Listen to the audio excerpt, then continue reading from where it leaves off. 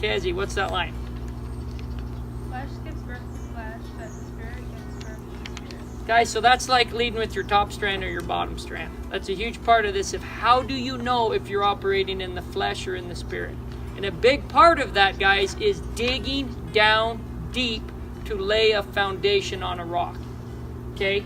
So, flip back over real quick. If we identify this, our body is where we have our world consciousness, which is muscle memory. That's actions and reactions from fear or faith.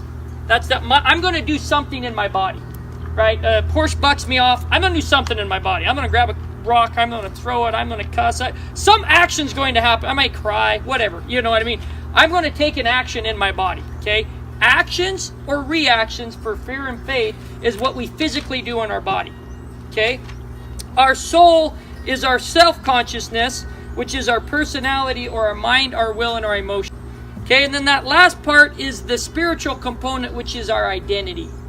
And that's what I want to set a solid foundation in you, is where is your identity? Is it in Christ?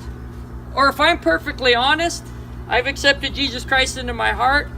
Sometimes I seek my identity in training horses.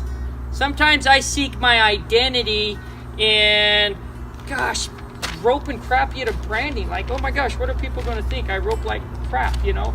Sometimes I seek my identity in a bronc rider, and when I get bucked off, that affects my mind, my will, and my emotions to where I act out of fear or faith.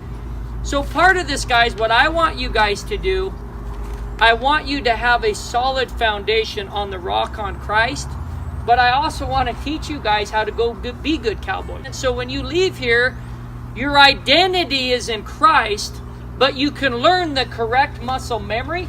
I'm going to influence your soul, your mind, your will, and your emotions to learn how to go train horses, to hopefully learn how to be better in a branding trap. For those of you who want to ride broncs, to be better, to do all that. But the identity isn't determined by that.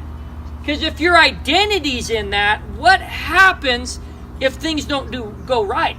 Right? What happens if your identity's in roping and it doesn't end up good? Or like my identity in high school was in sports and I got sick. So I basically had an identity crisis, went in deep depression, and was an idiot and turned to drinking, all kinds of stuff, because my identity was not on a rock. My identity wasn't on a solid foundation. It was on my relationship with the world through this body of the temporal things of this world.